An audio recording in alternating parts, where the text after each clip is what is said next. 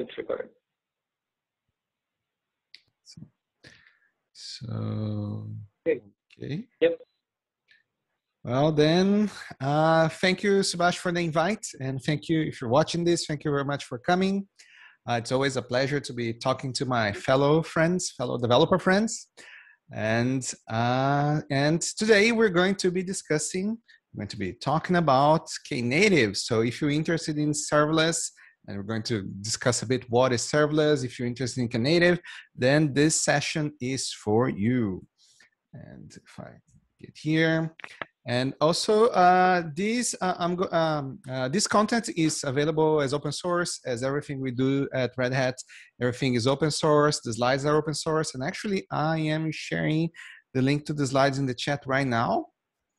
So the slides you'll be able to see on this URL.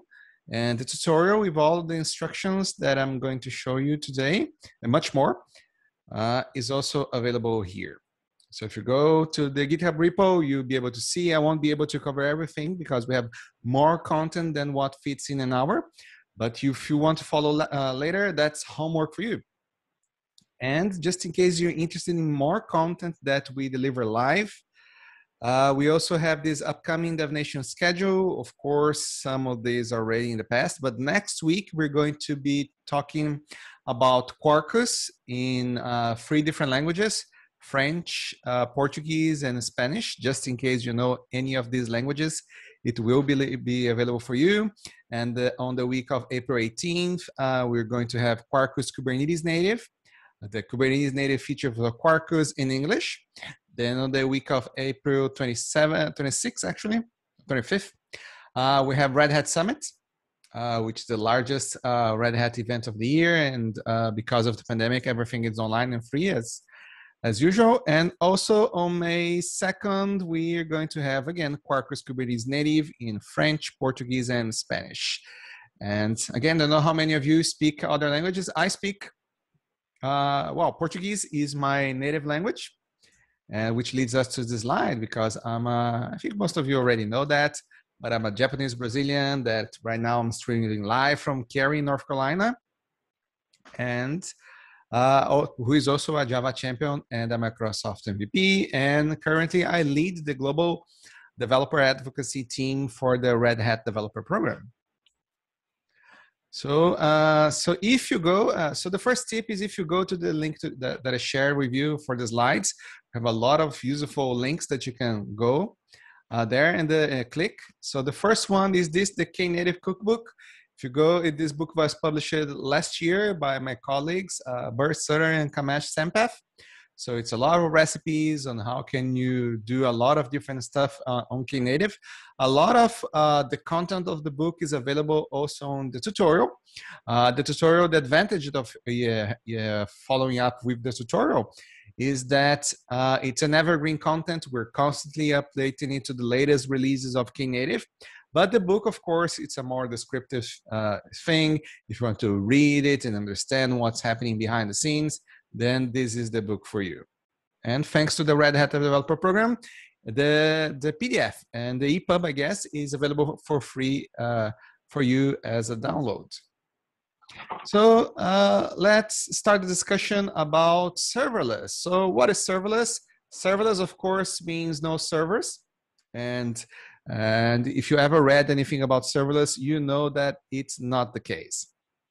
When we're talking about serverless, it means that, yes, we do have servers, we just don't care about them. We don't have to manage that. We don't have to give names to our servers. We don't have to worry if they're alive. We don't have to patch them, update, or copy the artifacts, or whenever we want a new version of software, we don't have to SSH. We don't have to do any of this stuff. So the serverless part is that we don't care about the servers. We only care about our application.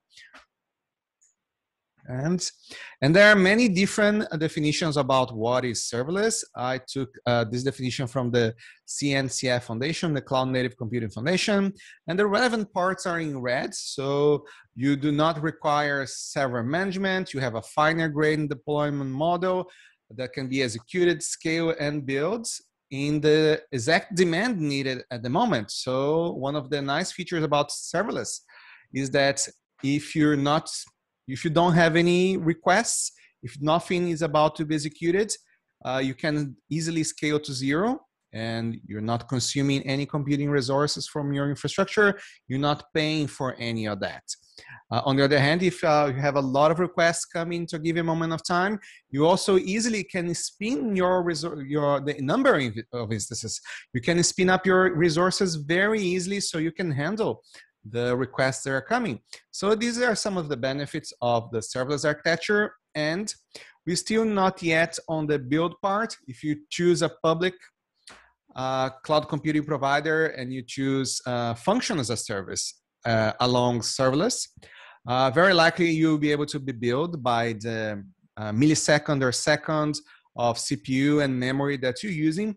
But if you choose another approach based on Kubernetes, for example, we don't have the billing feature yet. So it really depends. We'll get there, but we're just not there yet regarding the billing.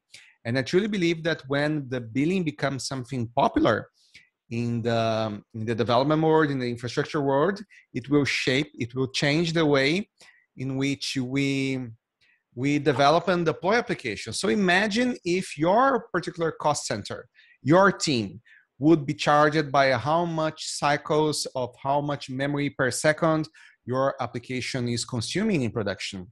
I'm pretty sure that you would think about the resources or how fast or how big your application is performing in production, because, well, your cost center will be built about that. So we would be designing much more efficient applications. You would be concerned about the revenue that your application is given to your company based on the number of cycles, the number of memory. So it's going to be an interesting economic point of view when we reach that point in the technology evolution cycle. So a bit short history of serverless. We have here, I think it's important for us to look at that. Some of the first function as a service or serverless, because these two terms, some people confuse that. There's not a clear separation between them. Only recently, because of the CNCF, we were able to distinguish a bit between serverless and function as a service. So IRNO is both. It was released in 2011. Then AWS Lambda in 2014, Google Cloud Function in 2016, Azure Functions 2016 as well, OpenWhisk from IBM in 2016. So a lot of things happened in 2016. The Oracle FN project 2017, the Pivotal Riff 2017. But many of those projects, they don't exist anymore. I can tell that at least the big ones from the public cloud providers, they do exist. But a lot of the stuff changed after the release of Keynative, which is the technology that we're going to cover today. And if you're thinking about what is the difference between microservices and serverless and function as a service?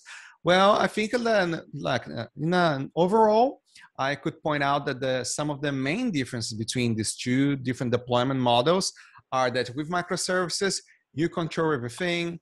You have usually a long-lived process that is always available to fulfill your requests. You have a non-programming model because it didn't change at all.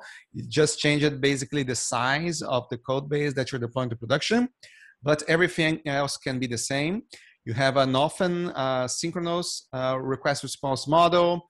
What is mature in this world? Well, IDEs, debuggers, tracers, and monitoring, everything is the same stuff that we've been using in the past 25 years. But when we're talking about serverless, what is different? Well, with serverless, you don't have control of the servers anymore. Everything is delegated to the environment, to the infrastructure environment, if the cloud of either the public or private cloud computing provider. Usually you also have short-lived process. You receive a request, you spin up a process, you process those requests, and after some seconds or minutes of inactivity, you just decide to kill that particular process to save resources. You have a new programming model, and most of these serverless platforms require you to create a new code based on a new programming model. Not all of them, but most of them. And also, most of these platforms tend to be instead of being synchronous and request response driven, they are event driven, and they also asynchronous. So it's a different way for us to think about what is happening and how we code our particular applications. And what is immature? Pretty much everything. We're still learning. And we have a lot of pioneers in the space. We have some people that are successful. And I can tell that we are starting to read some narratives, some people that are reporting in articles and blog posts, because right now we are on the peak of inflated expectations in the technology hype cycle. So people are super excited about serverless, and then some are starting to realize that, well, maybe it's not a good idea for everything. So we're starting to hear some horror stories because, again, it's not yet 100% mature. We are still learning what are the best practices regarding serverless and function as a service. And it's going to be an interesting journey.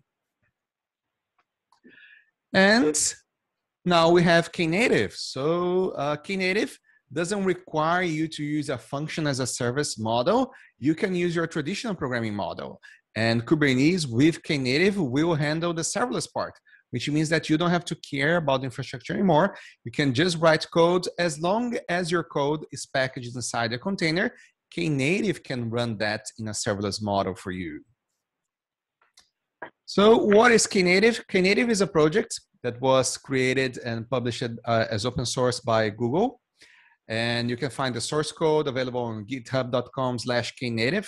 You will have the slides. You can follow up with the link.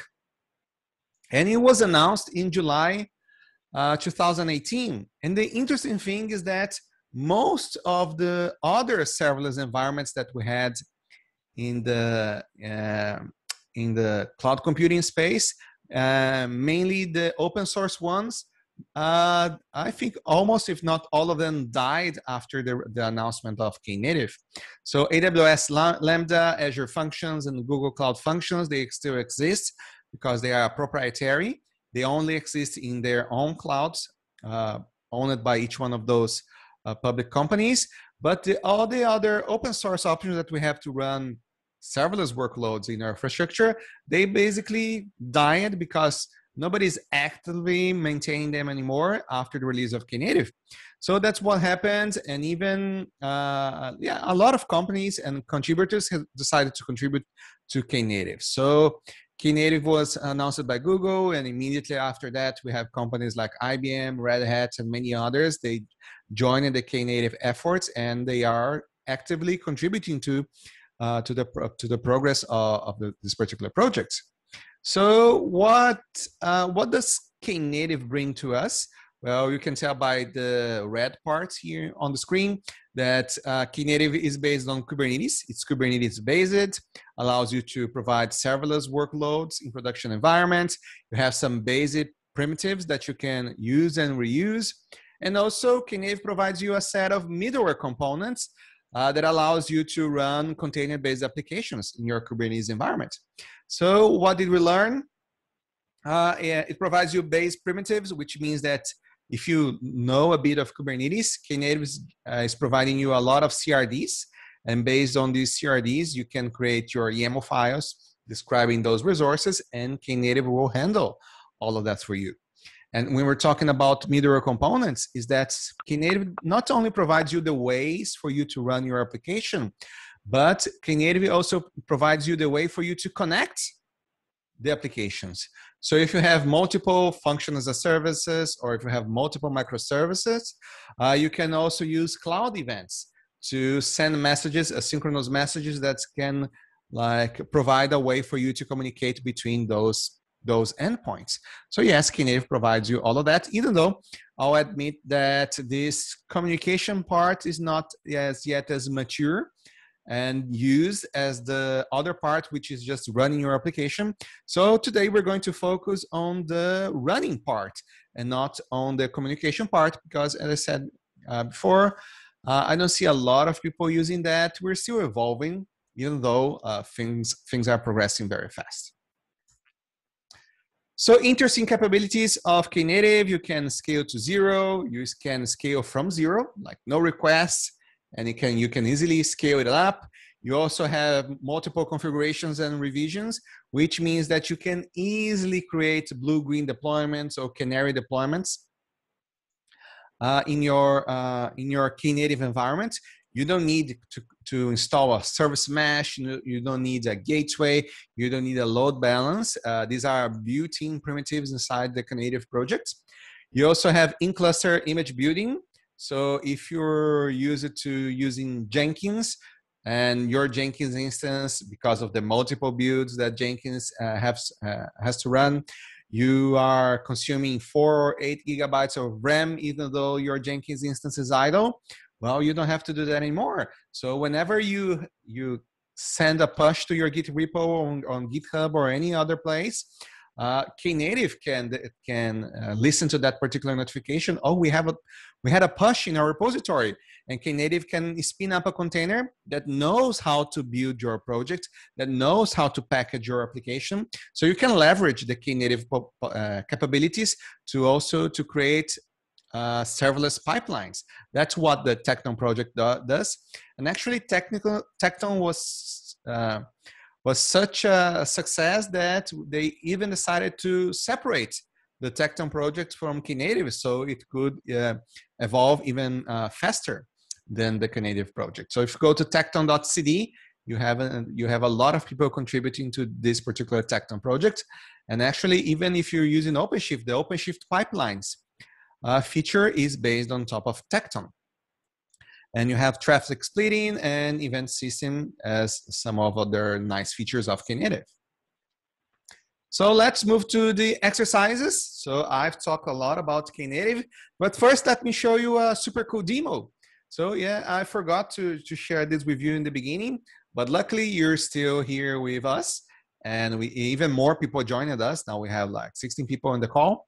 So what do we have here? Here I have already installed 3 different applications that are running in my Knative cluster. So if I use the KN, which is the Knative CLI, to list the services that I deployed, you will see that I have 3 different services running in my Kubernetes cluster. I have a Spring Boot application, I have a Node.js application, and I also have a Quarkus application. And let me share my screen here. So I'm going to split it and I'm going to watch.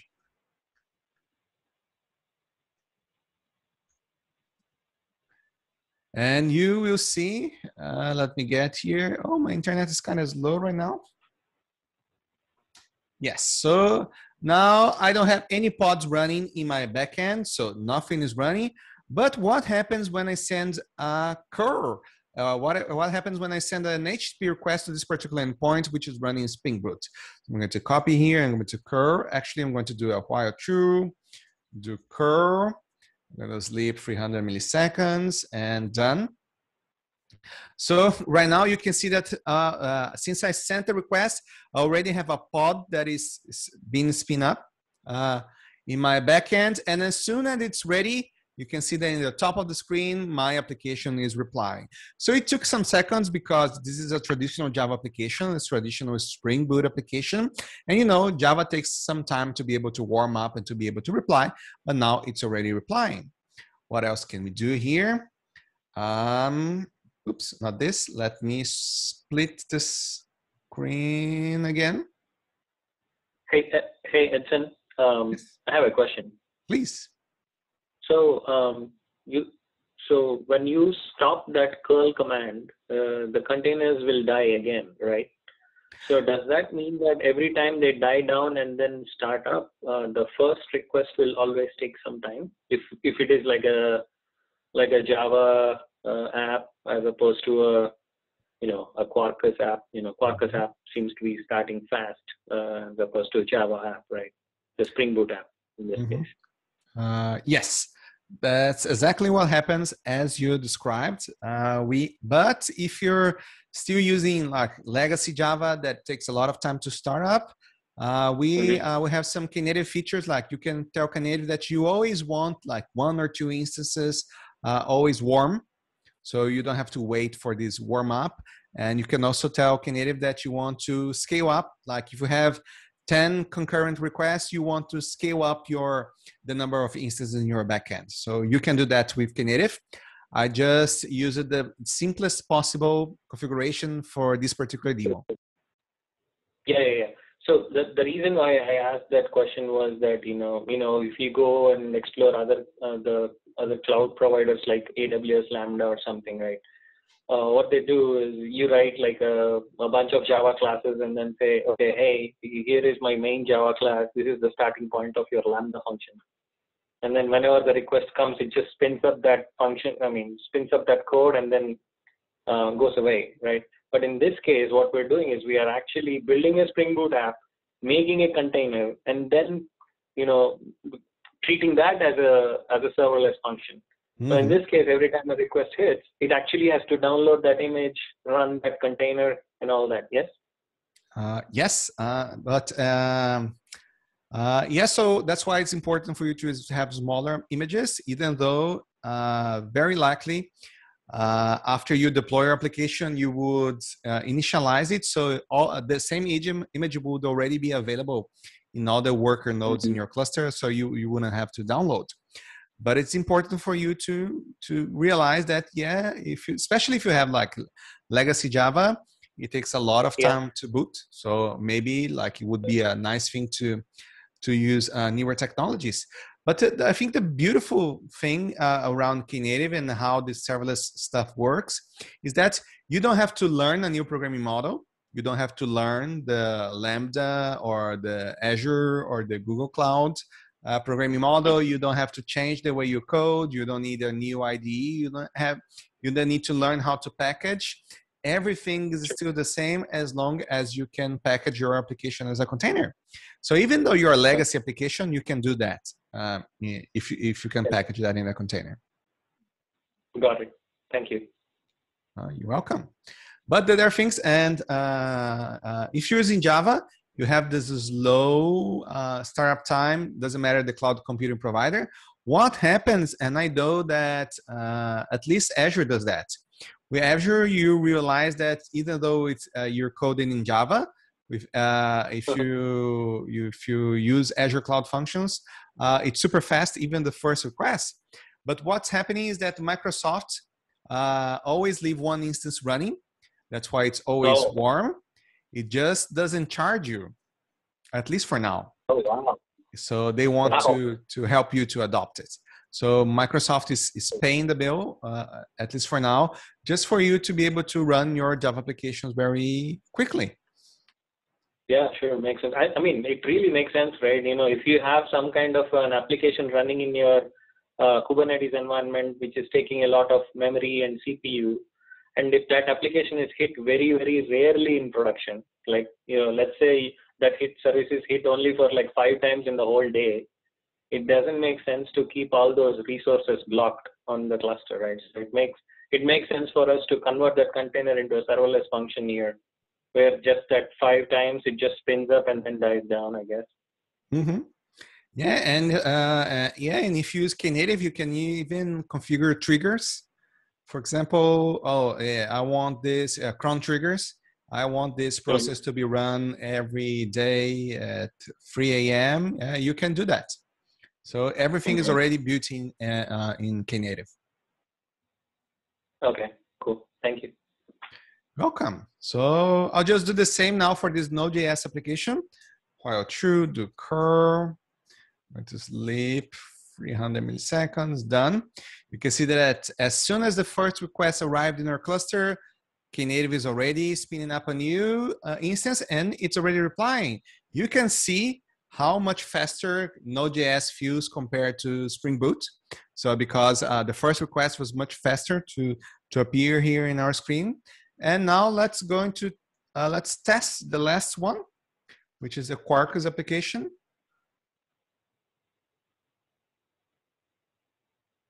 So I'm going to copy paste this and do the same while true, do curl, sleep, 300 milliseconds and done.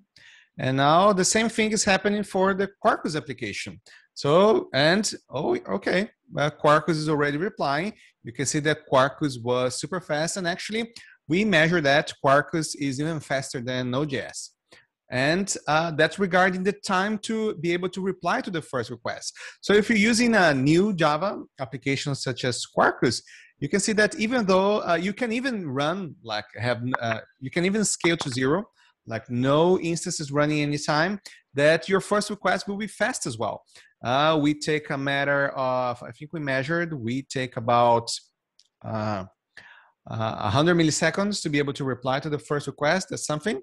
Node.js takes twice the time, and if you're using legacy Java, you're measuring in seconds, like 10 seconds, 15 seconds. So depending on the technology that you're using, it's feasible for you to be executing your application as a true scale to 0, true serverless that's not consuming any resources. But that's just about the startup time. Let's take a look at how it behaves regarding the memory consumption. So I have here my browser. Luckily, I'm using OpenShift that is running on top of Google Cloud, and I have a built-in Prometheus instance. So I'm going to run this particular query here, and let's see what does it show to me. So you can see that I have 3 applications running here on the screen, and my face is in the front, so that's why it's hard for you to tell. So I'm going to remove my face from the front. So you have this, on the upper side of the screen, you have this dark blue one. And this dark blue one is, let me try to find, what is the description here? So this dark blue one is the Spring Boot application, and this Spring Boot application is consuming 108 megabytes of RAM. So it's just a Hello World application, and for this particular instance, it is consuming 108 megabytes of RAM. So now let's take a look at this teal, half blue, half green one that is consuming 28 megabytes of RAM. This one is here in the bottom. This one is the Node.js application. Oh, sorry. So the Node.js application is consuming 28 megabytes of RAM. And now let's take a look at the last one, which is this light green application, which is consuming only 8.3 megabytes of RAM in production. And this one, of course, this one is the Quarkus application. Okay, so you can compare the memory that is being consumed by these 3 different types of application: Spring Boot 108, Node.js with 28, and you have Quarkus. Yes, now it's consuming a bit more, 9.5 megabytes of RAM. And here we're not computing heap size, we're computing the total resident set size of our application. So by the numbers, we can tell that Node.js is about 4 times smaller than Spring Boot, and that Quarkus is 3 times smaller than the Node.js application. And I think it's some pretty impressive numbers. I hope you agree with me. So these are some interesting data that you might use to evaluate which technology should you be using if you're considering these serverless workloads. Cool? And this was the demo. And now let me sip some water. Edson, I see 2 questions on the chat. If you don't mind, can you please take a look at it? So it says, one is from Ivan. The question reads, you said that it's a Spring Boot app when you spin up the pod. It didn't download its dependencies at first run? Not in this case, because I didn't have to build the application. The application was already ready. And to be fair, I already warmed up the instance before to be able to cache the image. So the time that it took to boot is just the time to boot the application. So all of the images were already cached into each one of those worker nodes. And we didn't have to download anything because I wasn't building anything. I just ran the application. And I understand it wouldn't be fair if we had to download the images as well, because the Spring Boot application is the image is much bigger. But to be a fair comparison, I already cached all the images in the worker nodes. Okay. So this is just the boot time of the application. Okay. And there is one more from Gene Gomes. He's saying, how's time scale up using Quarkus with GraalVM? I think this is your favorite question to answer. Mm-hmm. Yeah, yeah. This particular Quarkus application is running with GraalVM, and how time scale up? How much time? It's pretty fast. I don't think I can overwhelm, but I have another demo that I'm going to show later. If you follow the tutorial, and we are also using Quarkus application, you will be able to see, like, because right now I configured to only scale to 1, from 0 to 1, but we'll be able to scale to more, like 7 or 10, and it's going to be super fast. I'm going to perform a load test to my backend here, and you'll be able to see like a lot of instances coming up in the backend. I don't know if that's the exact question, but we have more coming up in the tutorial. Okay, thank you. There's one more question from How. The question is this Knative specialization for Camel? And he pasted a link for Camel K. Yes, Camel K is the Camel implementation for Knative. So you are absolutely right. So if you're using Knative eventing, so now the events and the data are flowing through the Knative bus. And of course, you need a way for you to be able to connect those endpoints. So I have this stream of data coming here. I want to transform this. I want to filter, and I want then the other stream of events to go to my other application. And the best technology for you to be able to do that, of course, is Camel. So if you use Camel K, Camel K is implemented using Quarkus and GraalVM as well. So if you're using Camel K, what happens is that you can just create a YAML file, and you specify with the Camel syntax how do you want to transform, to process, to filter. You have all the features of Knative available, of Camel available. If you just specify the string on your YAML file, and Knative will do the rest of for you. So for all of this stuff that Camel is that can do for you, you don't have to create a Java application, download Camel and run. As long as it's an available Camel transformation, you just type the string on your YAML file, and Camel will do that automatically for you if you're using Knative eventing. Okay. Thank you. Yep. Welcome. But yeah, and thank you for the question. Yeah, Camel K is a super nice project that that is part of the Knative ecosystem, the Knative eventing ecosystem in particular.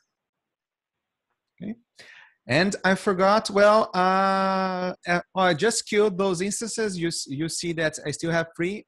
Oops. I just killed those instances in the top. You see that I still have my instances running in the bottom of the screen, but I think I configured the timeout to be 30 seconds. So if I just keep talking for 30 seconds, yes. There you go. You see that instances are already dying, but they're already terminating. But if I send a new request, you can see, oh, the container is already creating, and it's taking some time because it's a Spring Boot application. And let's see, yes, now it's already running. So you can see, and it's running. And again, if I just stop this curl, if I wait for another 30 seconds, you will see that my Spring Boot application will be terminated as well. So no resources being consumed when we don't have any requests. Okay, and they're terminating. It takes some time, but eventually they will like disappear. Hey, Edson, I see there are 2 containers in each of these deployments. Is that like Istio proxy or something?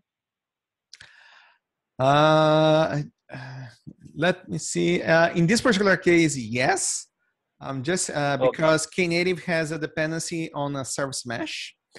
And I know that in this particular case, it is Istio, but in recent versions of Knative, they created a pluggable interface. So it doesn't necessarily need to be Istio. You could be using other service meshes. But since we're running on OpenShift, I know that the instance is Istio. So we're running Knative with Istio.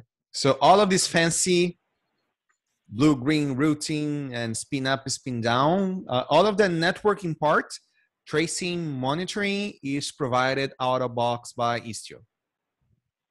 Gotcha. Okay. So yeah, so if you learn So Istio, can we? bonus points. So can we? So can we assume that if we are planning to run Knative, we have to have OpenShift service mesh or some implementation of service mesh also running on our cluster? Yeah, if you have OpenShift and you install, it will be installed automatically for you. Right, right. Of course, but you will have to install the service mesh separately using operators and everything, right? It's not like automatic. You have to configure your applications to go through the service mesh and everything, yes? Or no? Yes, but yeah, you would. But if you're using Knative, it is transparent.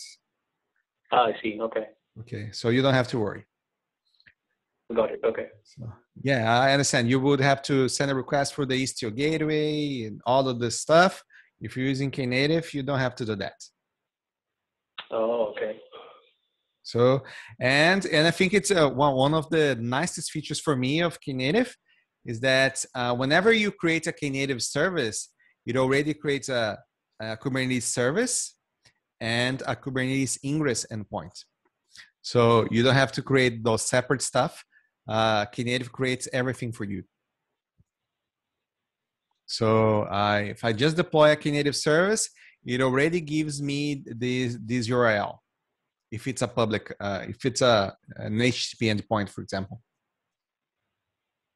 Okay. So we'll learn more. Let me just move forward here and show you.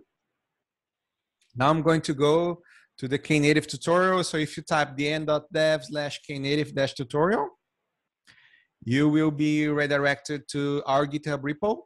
And I mentioned everything we do is open source. You can just go here and contribute. We are accepting pull requests. And on the right side of the screen, you find this particular link that's going to point you to the HTML version of the tutorial. And here you see a setup. How can you install Minikube on your machine? How do you install the Knative clients that we're going to show you today? But today we're going to mainly focus on this part, the Knative serving part, okay? And Knative client. So I'm just going to follow all of the instructions from the tutorial. And you can do that by yourself later as homework, okay? And I'm just going to switch here to my terminal, and just in case you're wondering where are the commands coming from, they are coming from our tutorial, okay? And I can tell that here I already installed my Knative client. It's version 0.617.3. Actually, it's out of date. It's outdated. I need to use a newer version, but I rehearsed the tutorial. Everything is running. So how can I create a new service? So first, let me create here a new project called Knative tutorial, which I forgot. In Kubernetes terminology, is just a namespace. But since I'm using OpenShift, the easiest way to create a namespace is by using the OC new project command, or else you have to type a lot. And probably the easiest way for me to create a Knative service is by using the Knative client. In service, create, I have to give a name, and I can say the image is going to be key.io/rhdevelopers/Knative tutorial greeter. And let me see, we're going to use the Quarkus version. Okay, and now it's creating everything for me. It takes some seconds because when we do that, Knative creates a lot of stuff. As I mentioned before, you don't have to create a deployment, you don't have to create a service, you don't have to create a root or a Kubernetes ingress. Knative is creating all of that for you. And ready to serve. If I type kn service list, yes, you can see that it is already ready and available. So if I decide to just to curl this URL, let me copy paste this, curl. Yes, because it's Quarkus, it's already there. It was super fast and it replied to my particular request. So I have my first Knative service running. How can I update my service? Oh, sorry? Sorry. So you said it creates a service list, right? So in Kubernetes, service and ingress are different, right? So ingress allows you from accessing the service from outside of the cluster. So in this case, you're accessing the Knative service from outside, right? Are you hitting the service URL or the ingress, or in OpenShift's case, route URL? Let me see. You see here that Knative already created for you. You have a service. Okay. You have here a Kubernetes service. It was created as part of the Knative package, but you don't have an ingress because you are using the Knative. I don't know if I can say that. You're using the Knative gateway to be able to expose your service. Oh, okay. It's basically like service mesh then, right? So service mesh also works in a similar concept, I guess, right? Yes, because it is using a service mesh. You just don't see it. Got it. Yeah, everything is transparent to you. Perfect. Yeah. Okay, so yes, you can see here, yeah, you have a case service, which would be the equivalent of a Kubernetes ingress or something. So this is the gateway. This is an endpoint that is publicly accessible. But you can see that here you do have a service, and you also have a deployment. Have a deployment, and you can see, oh, you don't have any instances, because when a request comes, Knative is going to update your deployment to, oh, we need an instance, going to update and trigger, so Kubernetes is going to instantiate and do that. So Knative does a lot of stuff behind the scenes for you, so you can focus, but actually it's reusing the already available Kubernetes primitives to help you. So it creates a service, creates a deployment. You just don't have to care about it because Knative is managing all of this stuff for you. And so I created a service. If I want to update my service, I can type a Knative service upgrade greeter, and the names, I don't have to type the namespace, and let me add this particular property. I'm going to add, an environment variable to my service. And this one is going to be, I'm trying to find here the tutorial, message prefix equals to, I'm going to say hola because I'm Brazilian. I'm going to say hola. And hola is hello in both Portuguese and Spanish. So I'm updating that as soon as the update is ready. If we curl our endpoint, it will return the new one, the new message. So let's curl it. So yes, it's already returning hola. Cool, right? So what else can we do? We can describe the service. We can service describe greeter. Okay, you can see that 100% of the traffic is going to the latest version of my application. What else? And another interesting feature of Knative is every time you update the image or update the configuration, Knative provides you a tracking of all of the changes that you performed. So you can see here that I have a generation. So it's always increased. So the first version was 1, second version was 2, 3, 4, 5, which allows us to easily roll back versions. So, well, I screwed up my latest release. I want to roll back to the previous version. Knative makes it super easy for us to roll back to the previous version.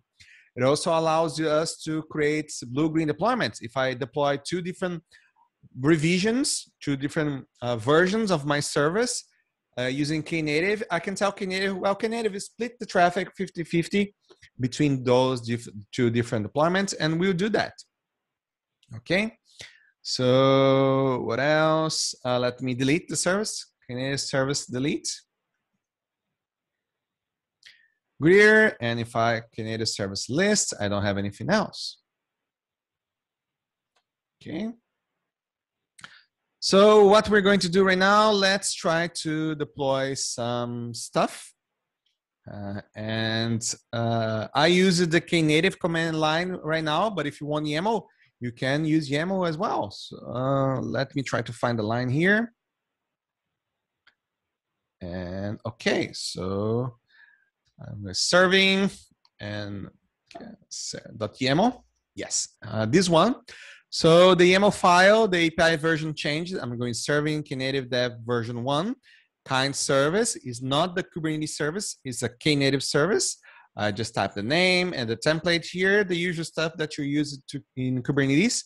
I just give the image and the liveness probe and readiness probe, and I'm done. So if I just apply this file, kubectl -f service.yaml, I'm going to create the exact same service that I had before. I can even use kn service list. Yeah, it's already here. It's complaining that it's not available yet, but if you wait enough time, we'll be able to see that. Okay. And list is already available. Cur, same service as before. So you have two options. You can use the CLI or you can use the YAML file. It really depends on if you want to YAML file or client. I would recommend you to use YAML file because these days we try to do everything like infrastructure as code. So you would have a GitHub repo with all of our YAML files, and any changes will trigger a pipeline. You could be using a technology such as Argo CD to do some GitOps. So it really would help you. So it's everything. Your deployments are also versioned in your particular infrastructure. Okay. So let me delete the service, delete greeter, and again. So now let's play with traffic distribution. So I'm going to deploy two different versions of my application. So the first one is going to be blue. And I'm going to do, let me see the name of the file here in the tutorial. I'm going to do kubectl apply -f colors service blue. .yaml. If you're interested in the content, it's just this one. It's the same. It's another service. I'm calling it the blue green canary, and I'm just configuring it to have a blue background. I hope this is really blue, and the message is hello. Okay, and if I ask it to curl, yes, it's already ready. I'm going to share it in the chat here with you. So if you go there, I'm going to open here in my browser. This one is returning blue. Yes, it's really turning blue, and it's okay. The counter is going to increment every time somebody gets requests, so it's good. And if you want, you can try that in your own browser. When the number jumps here, I can tell that somebody is opening the browser in this URL as well. So now let us try to deploy a new version of our service. We're going to deploy green. And so kubectl apply color service green.yaml. Same stuff. I just changed the color to green, and the hello is namaste this time, which I know that people in India use. And if you go to the URL, just copy paste this URL, which I'm going to share with you again. And I'm going to open in my browser here. We should be seeing a blue, green background. So here I have the green. If you go to the old URL, you can also see that it's already green because I changed the configuration of my service. But if you look here in the terminal, you will be able to see that now we have two different revisions. If I type revision list and you see that my service blue green canary, it has two revisions, generation 1 and 2. And the first version is blue. The second version is green. So keep an eye on that particular URL that I shared with you. We are going to first, just to ease our lives, we're going to tag our service. So I'm going to say Knative service update, blue, green, canary. And I want to say that tag is going to be this release 1. I want to give it a tag called blue. Okay, can revision list. You see that now we have a blue tag here. The tag already shows up in our screen. Now I'm going to do the same thing for the latest version. I'm going to tag it as green. So let me kn service update blue, green, canary tag, and I'm going to copy paste this second release here, and it's going to be green.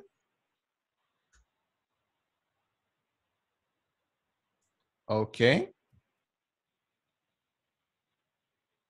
Cool, and it's a good practice because sometimes when you don't have a tag, your routing might get confused. So it's always interesting for you to tag default route, just in case if when you're sending requests to a particular tag, the tag doesn't exist. So we're going to add a new one. Service update, blue, green, canary. Tag is going to be at latest. Okay. And if we discard revisions, okay, you can see that the green version has the latest tag and also the green tag. So how do we apply a blue-green deployment pattern? We can now tell Knative to split the traffic. So please keep an eye on our browser here. If you open the browser, it's going to be much more fun because right now we have a green background. Okay, and I'm going to switch here to my terminal and I'm going to tell Knative to, well, switch the traffic to blue. And how do we do that? I can say kn service update blue, green, canary traffic. Oops, traffic, if I can type it correctly. Now I want 100% to go to the blue tag.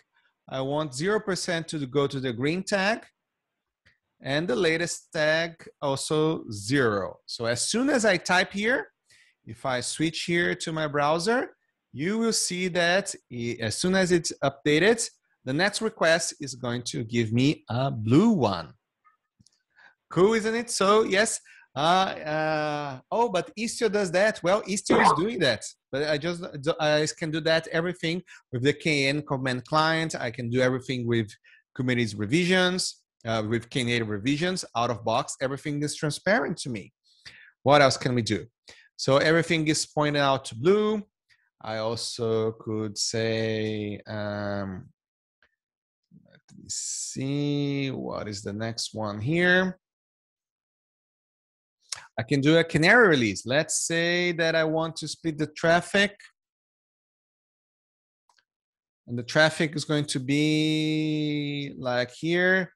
I want blue 80% and green 20%.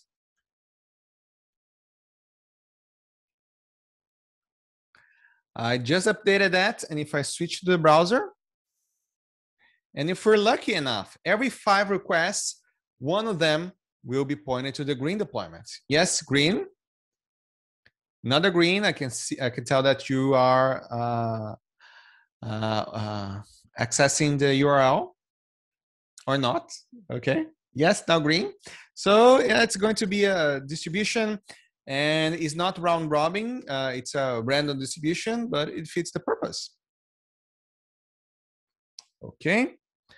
Let's move forward. What else can we do? That's it. Let's delete our service and service blue, green, canary. And now the last theme of the day, we're going to show you how can you quickly scale your applications. Okay, so we're going to be deploying again the kubectl apply-f service.yaml. I'm going to apply the same greeter service.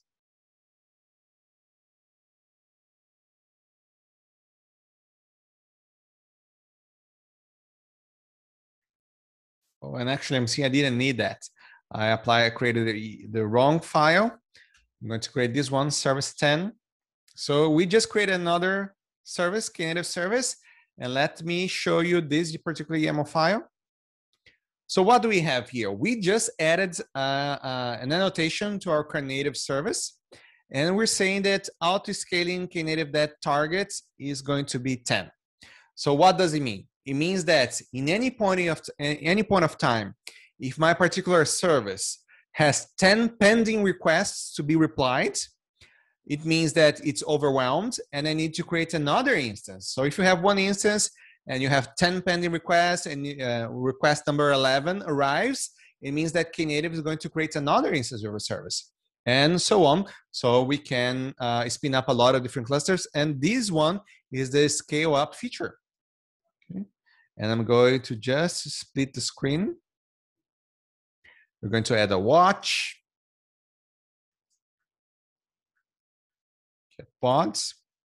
So you have two instances running. You have the greeter and the prime one. I'm interested in the prime one. Actually, I'm even going to service delete greeter. So we only have one pod running. It's easier for us to see that.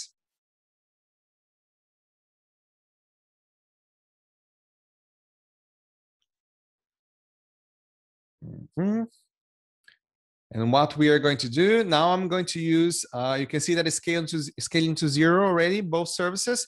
So I'm going to use a tool called Hey to set 50 concurrent requests to my URL. And I forgot to get the service list. I want this URL. So I'm going to do this. Hey, 50 requests for 10 seconds. And it's going to be this URL. Sleep equals to 3 up to, let me copy paste this and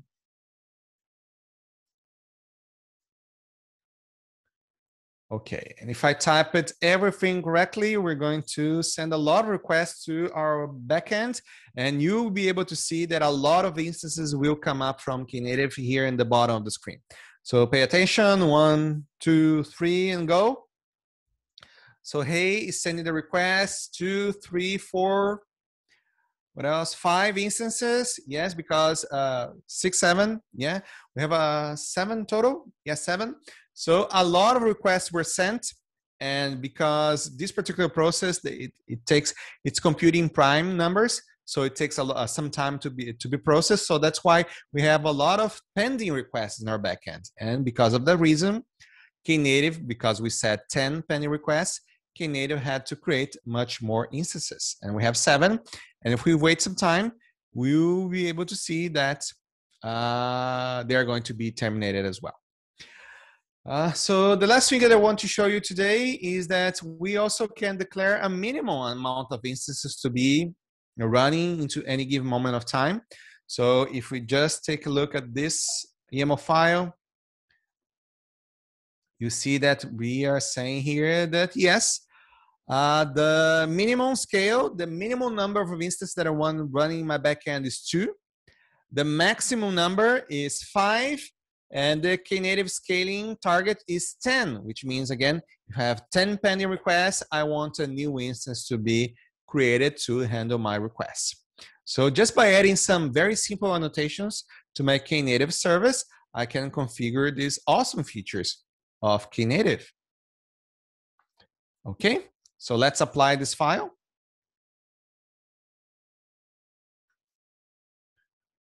Apply-f. Okay. Service lists, it's already here. You can see here in the bottom of the screen that the instances were terminating, but just because we updated the service and we told that, yes, I want the minimum of 2 instances running, you can see the 2 instances running here in the bottom, okay? And now let's try to send the same amount of requests that we sent before. We have 2 instances running, and the other 3 are terminating. And let's send the hey command again. I'm just going to split here. Okay, now we have it and move. So because we told Knative that we want to scale, but we want at most 5 instances. So we're only going to see 5 instances here in my backend. So yes, they're running. Yes, and they're almost there. So yes, I got all of my responses here in the top, even before all of the instances were ready to reply. Okay, cool. I think that's what I wanted to share with you regarding Knative. If you follow the tutorial later, you'll be able to see that we also have a section related to Knative eventing, and we also have a section related to KMOK. So if you want to learn all of this stuff, it's available on the tutorial, but it's a lot of content for just 1 hour. I'll leave that to you as homework because I don't want to take the fun of you. Yeah, I know that it's a lot of fun for you to be able to tap the commands and see the things happening. Okay. And okay, let me go here to the slides. I think we have more stuff to share here. Well, if you follow the slides, you can see the links to some books. This is my favorite book because that's the one I wrote, Migrating to Microservice Databases. But we have also Is Serverless Mesh, which I suppose are useful as well. And that's it. If you have any more questions, I'm available. This is awesome. Thank you so much, Edson. This was a very interesting session. My pleasure. Yeah. And hey, just some housekeeping activities for the people. In the meantime, if you guys have any questions, just please unmute your phone and ask Edson, or just type it in the chat. In the meantime, if you have not registered already, just register the raffle that I pasted in the chat earlier, or I'll just paste it again. We'll just take a draw for the JetBrains licenses.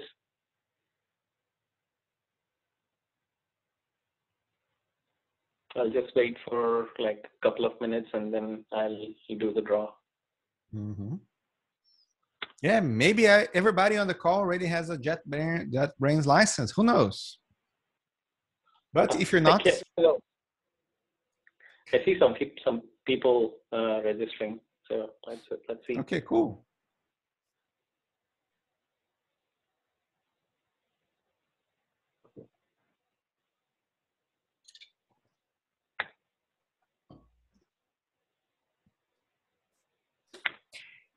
Yeah, I hope everybody is getting vaccinated. I'm so eager to be able to, well, I've virtually visited the Greensboro jug multiple times already, but I know that in Greensboro you have the closest Brazilian steakhouse here from Raleigh. And yeah, so maybe we could go there. Leblon, is the name of the steakhouse in Greensboro. So yeah, I think we should have a session in the steakhouse, that your Brazilian steakhouse. Oh yeah, that would be amazing. I'm pretty sure that the owner would be super happy if we did that. Yeah, lunch and learn, or dinner and learn. Mm-hmm. Can't be better than that.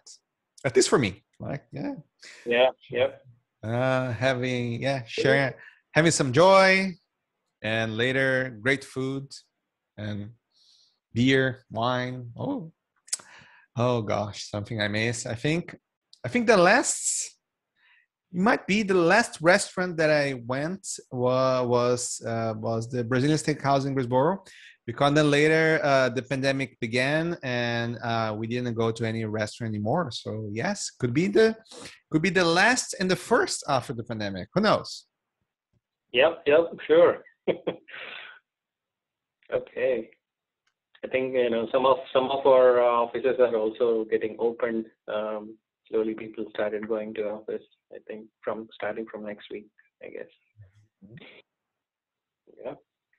Already the restaurants are like completely like full. The other day I went to downtown and I was surprised to see like it's packed with people. All the restaurants are like full of people. Impressive. Yeah, I'm still cautious because I don't think everybody is vaccinated yet. So there's still the risk. But if everybody gets the vaccine and we wait for a couple of weeks, then the community transmission will be very low, and it will probably be safe to go back to the normal life. Right. Okay. All right. I am ready to do the draw here. Let's see who will be the winner. Okay. The first winner is Ivan Costa. Congratulations. Oh, look, he just said fingers crossed. And it worked. Yeah, we can tell it worked. Lucky. Okay. We have one more license to give away. Let me do another draw here. Draw. Okay, the second one is Hema Bala. Congratulations. You're still on the call, Hema?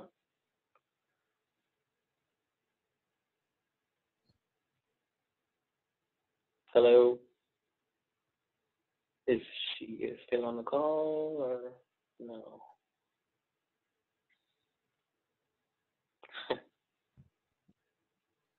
Anyway, she did register, so I will send an email to both of them. Congratulations to both the winners. I will email the licenses to you guys, and then just one more thing, bear in mind that you have to redeem this license before a certain date, and that date will be there on that email that I'll send you. Make sure to redeem it before that date, or else it'll expire. It's a 1 full year license. Okay. Thank you everyone for joining. Apologies for the for the meetup link not working and all that. You had to go through some loops to get into the meeting. Thank you, Edson, once again, and providing an awesome session for us this evening. Thank you. My pleasure. And I'm always available. You can always reach out to me. My Twitter is here. So send a DM. I'll be I'm more than happy to try to answer any questions that you might have. Thank you, Edson. Have a good evening. That was really cool. Thank you. I can see some fellow Brazilians over there. Yeah. There you go. Yeah. Good to see. Yeah. Wow. People joining from Brazil. Unbelievable. It's a nice thing about being virtual. Yeah. Really. Okay. Have a good night, guys. Good night, everybody. Thank you. Bye. Have a good one.